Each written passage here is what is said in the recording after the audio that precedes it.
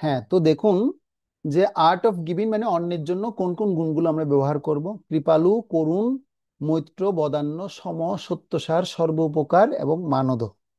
নিজের জন্য কি? অমানি, কৃষ্ণৈক শরণ। সবচেয়ে গুরুত্বপূর্ণ 26টা গুণের মধ্যে সবচেয়ে শ্রেষ্ঠ গুণ হচ্ছে কোনটা? কৃষ্ণৈক শরণ। অকাম, স্থির, বিজিত সরগুণ, গম্ভীর এবং মৌনী। আর সাইন অফ ক্যারেক্টার, চারিত্রিক চিহ্ন কি কি? সূচি, মৃদু, অকিঞ্চন, শান্ত, অকৃতজ্ঞ, মিতভুক, অনীহ, অপ্রমত্ত, কবি, দক্ষ এবং নির্দোষ। তো যাই হোক, আমরা এই যে বিষয়গুলো দেখলাম, এগুলো হচ্ছে বৈষ্ণবের 26 গুণাবলীর কথা বর্ণনা করা হয়েছে। আর এই অর্জুনের মধ্যে এই সমস্ত গুণাবলীগুলো সবই বিদ্যমান ছিল। আর যেহেতু বিদ্যমান ছিল বিধায় সেজন্য তিনি এভাবে মানে আততায়ীদেরকে তিনি আর বধ করতে চাইছেন না। তো সেজন্য 36 নম্বর শ্লোক পর্যন্ত আমরা এটা পেলাম, যেখানে তিনি এই আততায়ীদের, এই সকল আততায়ীদের বধ করলে আমাদের মহাপাপ হবে। সুতরাং সবান্ধব ধৃতরাষ্ট্রের পুত্রদেরকে আমাদের বধ করা উচিত নয়। সেহেতু স্বজনদেরকে বধ করায় কি হবে? আমরা সুখী হতে পারি। কিভাবে আমি সুখী হতে পারবো? তাতে আমাদের কি লাভ হবে প্রভু, আপনি বলুন। তো আমরা দেখতে পেয়েছি ভগবান কৃষ্ণ কিন্তু কংসকে কি করেছিলেন? বধ করেছিলেন, অর্থাৎ নিজের মামাকে বধ করেছিলেন। কেন বধ করেছেন? কারণ কংস এত অত্যাচার করেছে, অধর্ম দ্বারা পুরা বিভূষিত হয়ে গেছে। সে কংসকে বধ করার জন্য ভগবান তিনি এই জগতে এসেছেন। তিনি এত অত্যাচারী ছিলেন, সে অত্যাচারীকে বধ করেছেন। কিন্তু অত্যাচারীদের যারা করবে, এই প্রভুপাদ যে বললেন, 6 ধরনের ব্যক্তিদের হত্যা করলে কখনো কি হয় না? পাপ হবে না। তো সেজন্য আমাদেরও মানে যদি এ ধরনের অধর্ম নীতি হয়, সে সমস্ত অধার্মিকদেরকে যদি আমরা সাজা প্রদান করি, তাহলে সেটা আমাদের কখনো কি হবে না? পাপ হবে না। তো আমরা আমাদের ইসকন বা কৃষ্ণ ভবনামৃতে এখন দেখতে পাই, এটা আমাদের ইসকনের বা কৃষ্ণ ভবনামৃতে আমরা কিভাবে মিলাব। তো আমরাও দেখব, যদি কোনো বৈষ্ণবের উপর যদি কোনো আঘাত বা কিছু হয়, তাহলে তিনি যদি বৈষ্ণব হয়, তাহলে আরেকজন বৈষ্ণব থাকিয়ে থাকবে না। বলছে, বর্ণনা করা হচ্ছে, সে বৈষ্ণব কি করবে? সে স্থানে যদি কোনো বৈষ্ণবের যদি নিন্দা বা অপমান যদি করা হয়, তাহলে উচিত সাথে সাথে তাকে হত্যা করা। তো আমরা কি হত্যা করতে পারবো? পারবো না। ও যদি না পারে, তাহলে তার জিহ্বাটা কেটে দিয়া কি করতে? বলছে তার জিহ্বাটা কেটে দেয়া। তার জিহ্বাটা আমরা কাটতে পারবো? তাও পারবো না। তাহলে উচিত হচ্ছে, যদি জিহ্বাটা যদি কাটতে না পারেন, তাহলে আপনাকে শাস্ত্র যুক্তি দ্বারা তাকে পরাস্ত করা। যদি শাস্ত্র যুক্তি যদি ভালো মতো, যদি অনেক অভিজ্ঞতা যদি না থাকে, যদি জানা না থাকে, তাহলে উচিত হচ্ছে সে স্থান থেকে আমার কি করা? সে স্থান থেকে আমার চলে আসা। তো অন্তপক্ষে আমরা সবকিছু করতে না পারলেও দুইটা কাজ অন্তত করতে পারি। শাস্ত্র দ্বারা যদি, শাস্ত্রে যদি নিপুণ থাকেন, তাহলে শাস্ত্র দ্বারা পরাস্ত করতে পারেন। অথবা যদি না, যদি মনে হয় যে না, শাস্ত্র দ্বারা পরাস্ত করে আমার লাভ হবে না, আমি সেই জায়গা থেকে চলে আসাটাই সবচেয়ে মঙ্গলদায়ক। তাহলে সেই জায়গা থেকে আমি চলে আসবো, এটা হচ্ছে উচিত। কখনো বৈষ্ণব নিন্দা বা বৈষ্ণব অপরাধী কথা যেন আমরা না শুনি, না বলি। এগুলো আমাদের জীবনের জন্য দরকার। হুম। তো আমরা সবচেয়ে গুরুত্বপূর্ণ হচ্ছে 26 গুণের মধ্যে সবসময় কৃষ্ণকেই স্মরণটা আমাদের উন্নতি করা দরকার।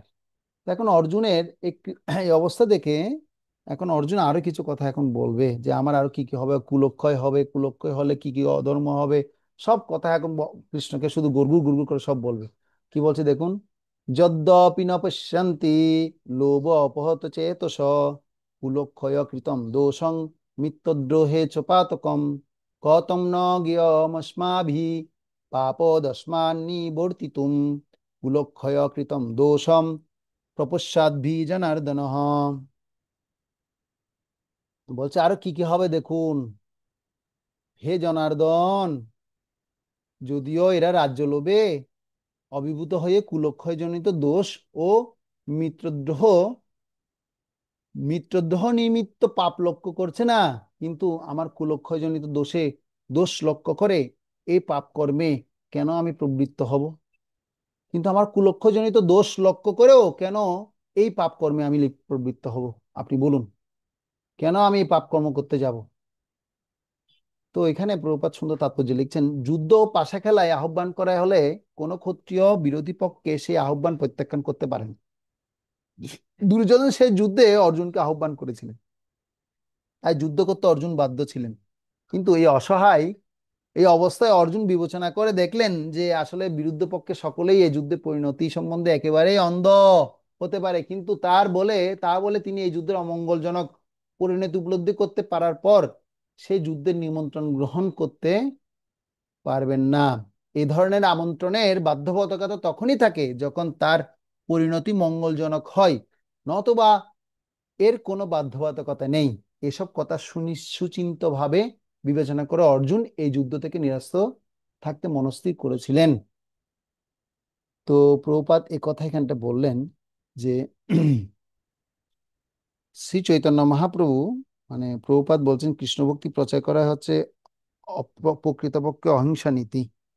এ সম্পর্কে শ্রী চৈতন্য মহাপ্রভু তিনি বলেছেন যে আসলে আমরাও দেখতে পাই যে এই এই ধরনের পরিস্থিতিগুলোকেও বিবেচনা রেখে আমাদেরও সেম পরিস্থিতি আমাদের পড়তে হয়। পড়লেও আমরা যেন কি না করি, ভগবানের পথ যেন আমরা যেন না ছাড়ি। ঠিক আছে? সেই পথ পথ যেন আমাদের কি হয়, আমরা যেন সঠিকভাবে যেন কি করতে পারি, আমাদের মনোভাবকে যেন বজায় রেখে আমরা এগোতে পারি। তো এখানে অর্জুনের যে মনোভাব তৈরি হয়েছে, সেই মনোভাবটার দ্বারা পুরোপুরি তার বৈষ্ণব চরিত্র প্রস্ফুটিত হয়ে উঠেছে। অর্জুন এই দুই শক্তিশালী, অর্থাৎ রাজবংশের মধ্যে যুদ্ধ এবং ধ্বংসলীলার বিভীষিকাময় পরিস্থিতিকে ভয় পাচ্ছেন। কারণ অর্জুন যুদ্ধ না করার পিছনের যে যুক্তিগুলো আছে তার মধ্যে এটা হচ্ছে তৃতীয় যুক্তি। তিনি তৃতীয় যুক্তিটা প্রদর্শন করেছেন যে রাজবংশ কি হবে, ধ্বংস হবে। আপনাদের একটা পরীক্ষা প্রশ্ন আসতে পারে, অর্জুন যুদ্ধ না করার পিছনে পাঁচখানা যুক্তি আপনারা প্রদর্শন করুন। তার মধ্যে এটা তৃতীয় যুক্তি, যেখানে বলছে যে আমার রাজবংশ কি হয়ে যাবে, ধ্বংস হয়ে যাবে। সে ধ্বংস আমি দেখতে চাই না। তো বংশ গৌরব থেকে ক্ষত্রিয় যত তেজ উদ্ভূত হয়। তো আপনারা দেখবেন অনেকের বংশের অহংকার থাকে। তো মানুষ ভক্ত না হওয়ার পিছনে চারখানা লক্ষণও থাকে কৃষ্ণ ভক্ত না হওয়ার পিছনে। প্রথম হচ্ছে সৌন্দর্যের গৌরব। কিসের গৌরব? কেউ যদি অধিক সুন্দরী হয়, সুন্দরের গৌরবের জন্য সে ভক্ত হতে পারে না। কেউ যদি বিদ্যার গৌরবে থাকে, বিদ্যার গৌরব যদি থাকে, তার অনেক বেশি বিদ্যার অহংকারে সে ভগবানের ভক্ত হতে চায় না। তারপর বলা হচ্ছে কুলের গৌরব, মানে বংশের গৌরব। যদি আপনার যদি বংশ যদি অনেক ভালো বংশ, এই যেমন অর্জুন এখন চিন্তা করছে কি আমার বংশের গৌরব কি হয়ে যাবে, নষ্ট হয়ে যাবে। বংশের গৌরবের কথা যদি কি চিন্তা করেন, আমি এই বংশের মেয়ে, আমি এই বংশের ছেলে, জানেন, আপনি আমাকে জ্ঞান দিতে এসছেন। তো এই ধরনের বংশের গৌরব থাকলেও আমরা ভগবানের ভক্ত হতে পারি না।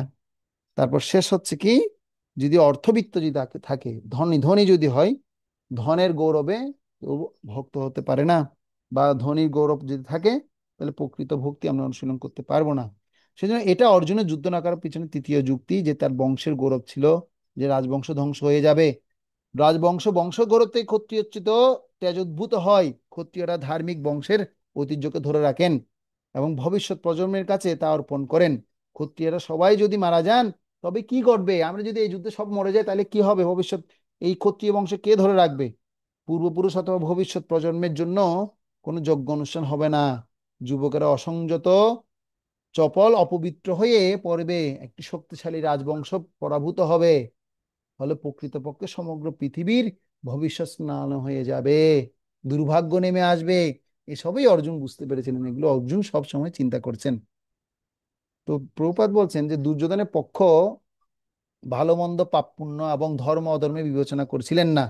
কারণ তার শুধু চিন্তা করছেন কি লোভ, লোভ উপহত চেতস, অর্থাৎ তারা রাজ্য লোভের কারণে তাদের হিতাহিত জ্ঞান হারিয়ে ফেলেছে। মানুষের যখন লোভ যখন আসে, বলছে লোভটা কখন আসে?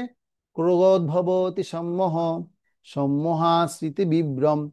এই ক্রোধের আগে কি আসবে? লোভ আসবে। লোভটা যখন কি হবে না, যখন সম্পূর্ণ হবে না, তখন কি হবে? ক্রোধ আসবে। ক্রোধ যখন আসবে তখন সম্মোহিত হয়ে যাবে। সম্মোহিত যখন হবে, ক্রোধাৎ ভবতি সম্মোহ, সম্মোহা স্মৃতি বিভ্রম, তখন তার স্মৃতি নষ্ট হয়ে যাবে। আর স্মৃতি যখন নষ্ট হবে, তার বুদ্ধি একেবারে আর কাজ করছে না। বুদ্ধি না আসাত প্রণাশতি, তখন তার সর্বনাশ হবে। এটাই হচ্ছে কি পন্থা, যে পন্থা ভগবান কৃষ্ণ পরে জানাবেন আমাদেরকে। লোভ উপহত চেতস, তারা রাজ্য লোভের কারণে তাদের হিতাহিত জ্ঞান হারিয়ে ফেলেছিল। কেউ যখন কামুক বা লোভী হয়ে যায়, তখন তার সমস্ত বুদ্ধি হারিয়ে ফেলে। দুর্যোধনের পক্ষে অন্ধ হয়ে পড়েছিল। কেন? লোভ উপহত চেতস, তারা তাদের সাধারণ বিবেচনা ভর্তি হারিয়ে ফেলেছিলেন কুলক্ষয়াকৃত দোষম। তারা বুদ্ধিতে এটা ছিল না যে কুল ক্ষয় হবে এবং কি হবে, ভবিষ্যতে কোনো বংশ থাকবে না, কোনো কুলকে ধ্বংস করা হচ্ছে একটি মহাদোষ। কুলক্ষয় মানে কোনো, মানে কোনো পুত্র না থাকা, পুত নামক একটি নরক রয়েছে। তো আমরা জানি, আমরা যারা গৃহস্থ ভক্তরা যারা আছি, তারা চায় একটা সন্তান যেন তার গৃহে যেন আসে। কেন? সে পুত্র এসে যেন পুত নামক নরক থেকে তার বংশের 14 পুরুষকে উদ্ধার করবে, তার বংশের তার পিতামাতাকে উদ্ধার করবে। কিসের মাধ্যমে? পিণ্ডি প্রদান করার মাধ্যমে। ভগবান কে এখন অর্জুন বলবে যে আসলে কুলক্ষয় যদি হয়ে যায় তাহলে বংশকে রক্ষা করবে, বংশের বাতি কে জ্বালাবে, এই 14 পুরুষকে কে রক্ষা করবে, কে উদ্ধার করবে? তো সেজন্য পুত্র কি করে, পুত নামক নরক থেকে, পুত নামক নরক থেকে উদ্ধার করে। রামায়ণে বলা হচ্ছে পুণ্যাম নারকো যস্মাৎ ত্রায়তে পিতরি সুতঃ। অর্থাৎ পুত্র হচ্ছে সেই যে তার পিতা মাতাকে পুত নামক নরক থেকে উদ্ধার করে। পুত্র হচ্ছে একটি সংস্কৃত শব্দ যার অর্থ হচ্ছে পুত্র সন্তান, অর্থাৎ পূর্বপুরুষদের জীবনের নারকীয় অবস্থা থেকে উদ্ধার করেন। তো সেজন্য আমাদের আমরা দেখি মাঝে মাঝে আমাদের পাপময় কার্যকলাপের কারণে আমরা ভূত হয়ে যাই, সেটা একটি নারকীয় অবস্থা। তো এই কথা যেহেতু এখানে বলা হয়েছে, আমি চেয়েছিলাম এর পরের শ্লোকে আপনাদেরকে কাহিনীটি বলবো। তো তারপরে যেহেতু এই শ্লোকে আলোচনাটা এসেছে, আমি বলছি যে মানে কি হয় আসলে, আমাদের অনেক ইসকনের ভক্তরাও কিন্তু কি করে, দেখেছি অনেক ভক্তকে দেখেছি সুসাইড করতে দেখেছি। দেখেন, সুসাইড করতে দেখেছেন আপনারা? ইসকন ভক্ত ভক্ত নাম শুনেছেন? কখনো শুনেছেন? শুনেননি? কিন্তু আমি দেখেছি অনেক অনেক ভক্ত এরকম সুসাইড করেছে। তো বলা হচ্ছে সাধারণ মানুষ যদি সুসাইড করে বা আত্মহত্যা যদি করে, তারা তো ভূত যোনি প্রাপ্ত হয়। কি যোনি প্রাপ্ত হয়? ভূত যোনি প্রাপ্ত হয়। আর যারা কৃষ্ণ ভক্ত, যারা হরে কৃষ্ণ ভক্ত, সদ্গুরুর আশ্রয় গ্রহণ করার পরেও যদি দেহাত্ম বুদ্ধি স্বরূপ ভাবে যদি দেহত্যাগ করে, কি করে, কি দেহত্যাগ করে, মানে আত্মহত্যা করে, তারা হবে বুদ্ধির লিডার। বুদ্ধির লিডার মানে কি? ব্রহ্মভূত হবে। সে কি হবে? ব্রহ্মভূত হবে। বুঝা যাচ্ছে? তো সে সাবধান সাধু, কখনো যেন আমরা সে ধরনের পথ যেন বেছে না নিই। বুদ্ধের লিডার হতে চাইলে করতে পারেন, কোনো অসুবিধা নেই। ভূতের লিডার যদি হতে চান, ব্রহ্মভূত যদি হতে চান, করতে পারেন, কোনো অসুবিধা নেই। তো এরকম আমি অনেকগুলো ঘটনা দেখেছি, আমার দেখার মধ্যে 3-4টা ঘটনা দেখেছি ভক্তের। তো একবার কি হয়েছিল, একজন ভক্তের এরকম মানে সুসাইড করেছে। তো আমি এখন ওই কথাটা, ওই কাহিনীটাই বলবো বলে ভাবছি, যেটা বলছিলাম সেটা বলছি। তো এখানে বলা হচ্ছে যে ভূত হয়ে যায়, সেটা একটি নারকীয় অবস্থা। তাই যখন পুত্র দ্বারা শ্রাদ্ধ অনুষ্ঠান করা হয়, আমরা পুনরায় আরেকটি জড়দেহ পাই। এসব হচ্ছে সূক্ষ্ম আইন, লোকেরা এসব জানে না, জানতে আগ্রহীও নয়। এই তত্ত্ব আমরা বৈদিক শাস্ত্রে পেয়েছি। পুত্রের দায়িত্ব হচ্ছে পূর্বপুরুষদের উদ্ধার করা। সেজন্য অন্তত একজন পুত্র সন্তান কামনা করা হয়। তো পুত্র বা পুত্রী, এখন তো বেশিরভাগ আহ সন্তান জন্মগ্রহণ করে পুত্রী। তো অনেকে আমাদের প্রশ্ন, প্রভু পুত্রী কি পিণ্ড দিলে কি হবে না, উদ্ধার হবে না? তো এখন আমরা বলছি এখন নাই মামা, চেয়ে তো কানা মামা অনেক ভালো। নাই থাকার থেকে একটা পুত্রী আপনার হয়েছে, সে পুত্রীও যদি দেয় তাও কি হতে পারে, উদ্ধার হতে পারবে। এ তো কোনো দোষের কোনো কারণ। তবে পুত্র সবাই কামনা করে ওই জন্যই। কিন্তু আমরা এখন বর্তমান সময়ে দেখি কি পুত্র কামনা করে কি জন্য, একটু যেন আমাদেরকে একটু লালন পালন পরিপোষণ যেন করতে পারবে, ভবিষ্যতের ভয়ের জন্য পুত্র কি করে কামনা করে। কিন্তু আসলে এটা মুখ্য কামনা নয়, এগুলো আমাদের ভক্তদের কখনো করাই উচিত না। যদি করি আসলে আমরা এটা আসলে সদমের মধ্যে নেই। হ্যাঁ, আমরা কি আছি, পরধর্ম ভয়াবহ মধ্যে আছি অবস্থা। ঠিক আছে? তো আমি যে কথা বলতে চাইছি, তো এই পুত নামক নরক থেকে উদ্ধার করবে বিধায় পুত্র কি করেন, এই আপনার অর্থাৎ শ্রাদ্ধ ক্রিয়া দিয়ে অনুষ্ঠান করে থাকেন। তো কি হয়েছে, ওই ভক্তের সন্তান, তিনি এখন বলছে এখন তো প্রভু আমার মায়ের জন্য তো এরকম পিণ্ডি দিতে হবে, এখন কি করব? উনি তো এরকম সুসাইড করে ফেললেন। তো তিনিও দীক্ষিত ভক্ত ছিলেন, এখন কি করব? আমি বলি, ঠিক আছে তাহলে চলুন আপনাকে পিণ্ডি দিতে নিয়ে যাই।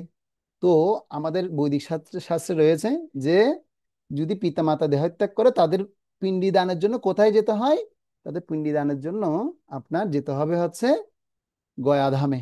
তো গয়া হচ্ছে বিষ্ণু পাদ, গয়া যেখানে বিষ্ণুর পাদ পদ্ম পদ্ম চিহ্নিত আছে। গয়া আসুরকে বধ করার জন্য ভগবান বিষ্ণু স্বয়ং সেই জায়গায় প্রকটিত হয়েছিলেন, এবং বিষ্ণুর চরণ সেখানে রয়েছে। তো সেখানে 3 জায়গায় কি করা হয়, পিণ্ডি প্রদান করা হয়। তো ওখানে সে গয়াটা হচ্ছে কি ফল্গু গয়া, মানে ফল্গু গয়া মানে ফল্গু বৈরাগ্য কর্থতে, অর্থাৎ অনেকে আমরা ভক্তি করি কিন্তু ফল্গু ভক্তি করি। অর্থাৎ এই গয়ার নাম হচ্ছে ফল্গু, মানে আপনি দেখবেন পুরা উপরে মাটি, কিন্তু যখন একটু কুরবেন ভিতর দিয়ে, কুললেই দেখতে পাবেন সেখানে হচ্ছে কি জল। তো এটাকে বলা হয় ফল্গু, ফল্গু নদী। তো সেই ফল্গু নদীতে পিণ্ডি দেওয়া হয়। একটা অক্ষয় বট আছে, অক্ষয় বটাতে পিণ্ডি দেওয়া হয়। আরেকটা হচ্ছে অন্তিমে ভগবান বিষ্ণু চরণে গিয়ে সেই পিণ্ডিটা দান করা হয়। তারপর যারা ভূত প্রেত দেহ ধারণ করে বা যারা আত্মহত্যা করে, সুসাইড করে, তাদেরকে আবার আরেকটা বিশেষ জায়গায় গিয়ে পিণ্ডি দান করতে হয়। সেটা হচ্ছে কি, সেটা হচ্ছে প্রেতগয়া। সেটা কোন স্থান? সেটা হচ্ছে প্রেতগয়া স্থান। তো সেই প্রেতগয়া গিয়ে সে পিণ্ডটা দিতে হয়। সেটা খুব ভয়ঙ্কর একটা স্থানের মতো মনে হয়, মানে আপনি যদি সে পথ দিয়ে যাবেন খুব ভয় লাগবে, অত্যন্ত ভয়ঙ্কর জায়গা। মানে পাহাড় উপর অনেকটা সিঁড়ি উপরে উঠে বেয়ে উঠতে হবে আপনার। উঠে যেখানে ব্রহ্মাজি তপস্যা করেছেন, সে যমশিলা আছে, সেই যমশিলার মধ্যে গিয়ে কি করতে হবে, সেই জায়গায় পিণ্ডি অর্থাৎ ভগবানের প্রসাদ নিবেদন করতে হবে। তাহলে তিনি আপনি কি হতে পারবেন, এই আপনি পুত্র হিসেবে আপনার পিতা মাতা যেই সুইসাইড করেছে তাকে আপনি উদ্ধার করতে পারবেন। অন্যথায় সে আত্মাটা, সে প্রেতাত্মাটা কি করবে, শুধু ঘুরবে, কার দেহে যাবে কার দেহে যাবে, এভাবে শুধু ঘুরতে থাকবে। ঘুরে ঘুরে ঘুরে ঘুরে কোনো সময় ভয় দেখাবে। তো এরকম তখন প্রভু মানে তার বড় ছেলে বলছে, বলছে প্রভু আমি তো এরকম স্বপ্ন দেখছিলাম। তো এখন, তো স্বপ্ন দেখছেন তো কি হয়েছে, কি দেখেছেন? বলছে একটা ভাগবত সপ্তাহ দিতে বলছে, কারণ যেহেতু ভগবত ভক্ত ছিল। ভগবত ভক্ত থাকলে তো কি দেখাবে, এই ধরনের স্বপ্ন তো দেখাবে। বলছে প্রভু এরকম ভাগবত সপ্তাহ দিতে বলছে, হ্যাঁ আমি একটা ভাগবত সপ্তাহের আয়োজনও করলাম। তো তার মানে উদ্ধার কিন্তু এত সহজে হবে না। তো সেজন্য সাবধান, সাধুরা যেন কখনো এই ধরনের কার্যকলাপে যেন যুক্ত না হয়। এখন অর্জুনের সেই ভয়, যদি এরকম যদি কুলক্ষয় হয়ে যায়, তো এদের পিণ্ডি দান কে করবে, পিণ্ডি দান করে উদ্ধার করবে কে? তো এখন সেটা সমস্যার সমাধান হয়ে গেছে, যেহেতু নাম সংকীর্তন করা হয়েছে, করার মাধ্যমে তিনি আর সে ধরনের পরিস্থিতি তাকে আর দেখান না, পরিস্থিতি থেকে মুক্ত হয়ে গেছেন। তো এখন অর্জুনের মনে সেই কুলক্ষয় কিতম দোষম মিত্রদ্রোহে চ পাতকম। তো এই সকল গর্ধবের রাজ্য লোভের কারণে তাদের বুদ্ধি হারিয়ে ফেলেছে। অর্জুন বললেন কতম ন জ্ঞেয়ম অস্মি, অর্থাৎ আমাদের দ্বারা, আমরা যদি কি করি, এই ধরনের যুদ্ধে যদি লিপ্ত হয় তাহলে কুলক্ষয় হয়ে যাবে, তাহলে আমরা পারবো না, কুলকে রক্ষা করতে পারবো না প্রভু। তো এই কথাগুলো বলবেন এখন 39 নম্বর শ্লোকেই সে কথা বলবে। 39, 40, 41, 42 এই শ্লোকগুলো আমরা আগামী ক্লাসে বলবো। এই কুলক্ষয়ের কথা আর একটু শুনবো। ধন্যবাদ সকলকে। জয় শিল প্রভুপাদ কি জয়, সমবেত গৌর ভক্তবৃন্দ কি জয়। কারো কোনো প্রশ্ন বা জিজ্ঞাসা থাকলে বলতে পারেন। হরে কৃষ্ণ।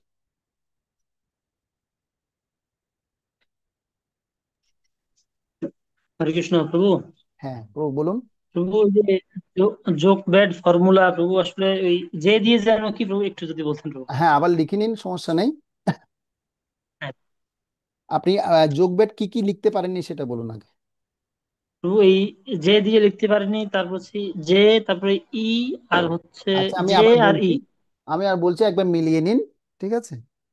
যে দিয়ে হ্যাঁ হচ্ছে জোকিং অ্যাবাউট এ বৈষ্ণব, অর্থাৎ বৈষ্ণবকে নিয়ে কি করা, যোগ করা। আমরা অনেক সময় করি না, আরে দেখো এই প্রভুটার এই পরিস্থিতি হয়েছে, এটা জোকিং করাটাও ভালো না। হ্যাঁ, হুম। ঠিক আছে। হ্যাঁ, বলেছি। তার আর কোনটা পাননি বলুন। প্রভু, ই দিয়ে কি আছে, জে ও যদি কে হ্যাঁ, ই।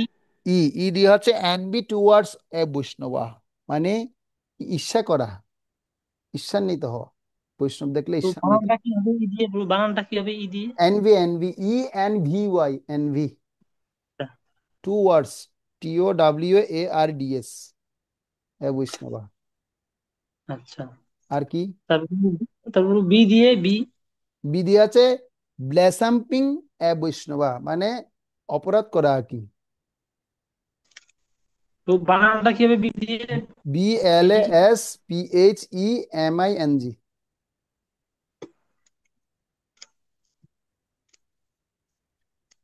ঠিক আছে। আচ্ছা। আর কি? ঠিক আছে, লিখছি। ধন্যবাদ সকলকে। আর কারো কোনো প্রশ্ন জানা জিজ্ঞাসা? আমরা পরে আবার রেকর্ডটা শুনে আপনারা নোট করতে পারেন, অসুবিধা নেই। ধন্যবাদ সকলকে। জয় শিল প্রপাত কি জয়। বাঞ্ছা কল্পতরুশ্চ কৃপা সিন্ধু ব্যবচ পতিতানাং পাবনেভ্যো বৈষ্ণবেভ্যো নমঃ। হরে কৃষ্ণ।